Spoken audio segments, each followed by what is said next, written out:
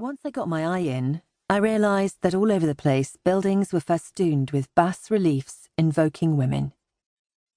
There were statues of queens, of the Blessed Virgin Mary, of saints and patronesses.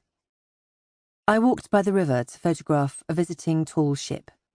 She was beautiful before crossing to Waterloo, where I was welcomed at the station's vast arched entrance by yet another stony-faced Britannia. It's a pity I couldn't have gone home in a steam train to complete my perversely feminine journey.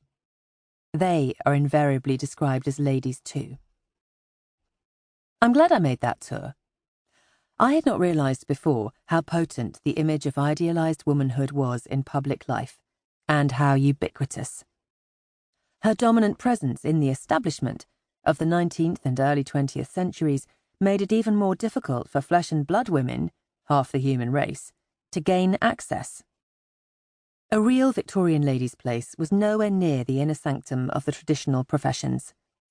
She was the angel in the house, characterised by Coventry Patmore in his endless poem of the same name as utterly innocent, utterly selfless, utterly beautiful, and so graceful that she somehow seemed to float an inch or two above the ground.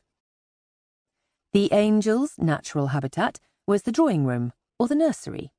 Her duty was to marry as well as possible and to make others happy. If she must work, as an unfortunately distressed gentlewoman perhaps, or a chronic spinster, then let her teach, or, at a push, train for nursing, but always with an ambition to stop as soon as she could. These are ladies we're talking about. Women, on the other hand, were expected to labour in factories, domestic service, anywhere that would have them. Men had careers, women had jobs. Ladies, like children, behaved nicely and did what they were told. The first faint cracks in this divinely ordained order appeared during the late 1860s, when women were admitted to a growing number of British universities, though not always awarded degrees at the end of their studies. The campaign for women's suffrage gathered momentum at around the same time, and with it the concept of women's rights. As access to higher education widened and collective confidence grew through political activism, women began to demand, politely or otherwise, to be allowed a meaningful role in public life.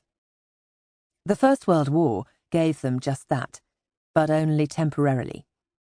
Afterwards, the establishment expected them to strap on their angel wings again, go home, and subside into domesticity. True, the vote was won in 1918, but only partially.